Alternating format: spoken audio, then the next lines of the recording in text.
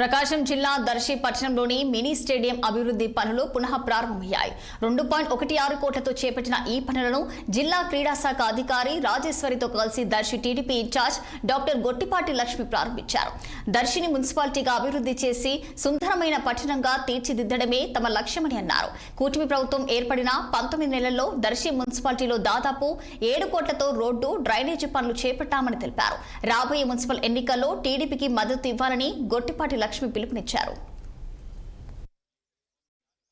ప్రజలందరి తరపున లోకేష్ అన్న పుట్టినరోజు సందర్భంగా ఇవాళ నియోజకవర్గంలో పలు అభివృద్ధి కార్యక్రమాలు చేపట్టాము. ఇక్కడ దర్శిలో ఎన్నో నిలిచిపోయిన ప్రాజెక్టులు ఉన్నాయి.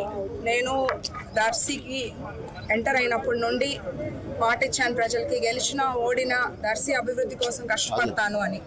సో నియోజకవర్గం అంతా కూడా అభివృద్ధి పదంలో ముందుకు తీసుకెళ్తున్నాము. అలాగే ముఖ్యంగా దర్శి వరకు చూసుకుంటే నేను 10 ప్రాజెక్టులు నా టార్గెట్గా పెట్టుకున్నాను దర్శి ప్రజల కోసం అని.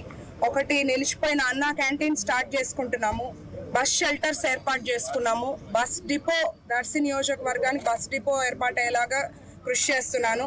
అట్లాగే ఎవరూ పట్టించుకోలేదు ఇప్పటిదాకా ఎన్ఎస్పి శాండ్ ఫిల్టర్స్ పాడైపోతే దానివల్ల ఏంటంటే ప్రజలకు ఏదో ఒక తాగునీరు సురక్షితంగా లేకపోతే ఇబ్బందులు, జ్వరాలు వస్తాయి. ఆ ఎన్ఎస్పి శాండ్ ఫిల్టర్ సీఎం గారు శాంక్షన్